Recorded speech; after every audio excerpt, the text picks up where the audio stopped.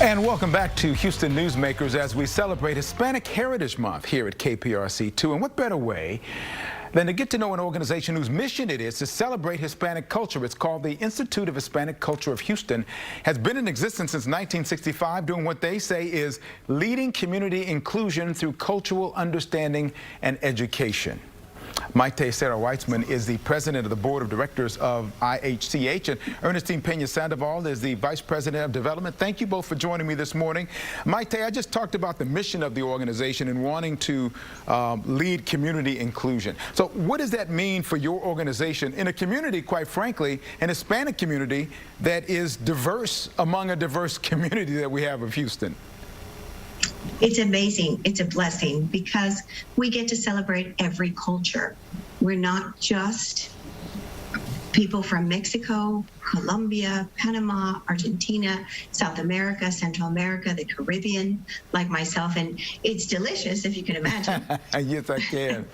Do you find that there's just as much to be done among Hispanics, or is there more to do to educate non-Hispanics about the culture and diversity and the deliciousness as you describe it? That's a great question because it's both, because we are both now. I've been involved with the Institute since I was very young. My parents both served the Institute in a leadership role, and it was established, talking about Hispanic heritage, it was established for that reason specifically, because our culture needed to be maintained and disseminated.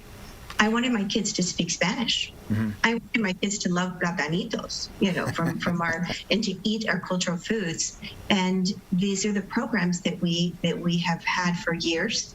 And this is the reason we got to keep our culture and celebrate it. So education is one of the key phrases often heard about your organization. Ernestine, with your job focused on development, I know the Institute spends a fair amount of time working to focus on education. I've seen the videos of from your site, has speakers, educators involved in a number of ways, with those taking part in the programs there. Talk about the efforts of the organization to raise funds for scholarships, which is a big part of what your organization does.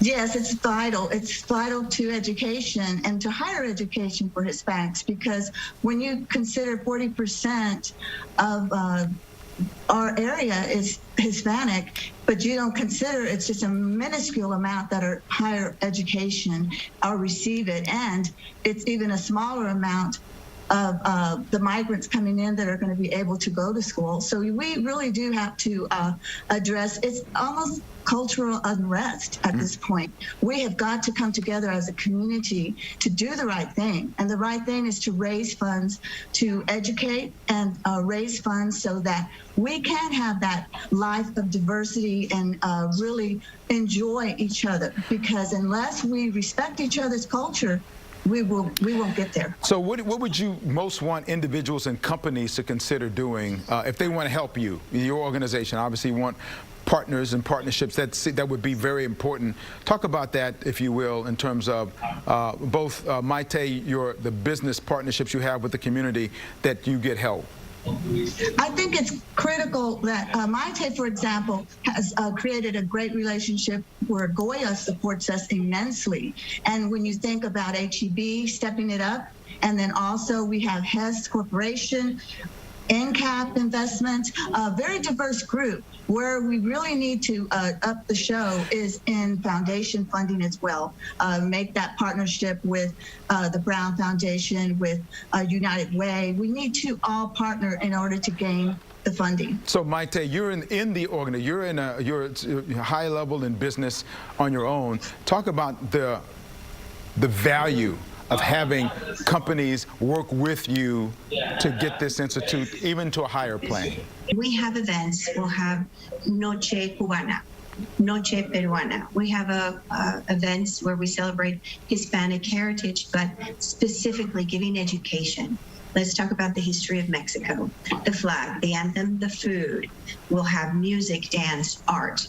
We bring it all together. We have a humble building, a beautiful building in Upper Kirby, and we have an exhibit space where artists, small artists that would be in a big museum perhaps, but they're amazing. They have a place to have their openings and to have an exhibition and for people to come. It was established and created to give a place, a home for the community to come. We'll have poetry, Jose Marti, my favorite. I don't know if you know him. Amazing. We'll have poetry. We'll have literature nights. We'll have nights where we would celebrate every culture, but not just like we see today, that is just a brief, but giving them real history on music, on salsa. And believe it or not, the roots of that sometimes are political. It's incredible when you have someone who's studied a culture and opens our eyes. So it's for both. And I'm going to put the Hispanics and for everyone. And I'm going to put the information about your organization on our website, because I want people to get there and be able to take advantage of some of the great things that you're doing. So we want people to go, and I'm going to make sure that that's on our website. Mayte Sera Weitzman, thank you very much. Ernestine Pena Sandoval, thank you very much on what you're doing on behalf of your organization and this community of ours. Continue good luck, and thank you for spending time with me this morning. Thank you, Canberra. Thank you, KPRC. Thank you very much. Just ahead, final thoughts.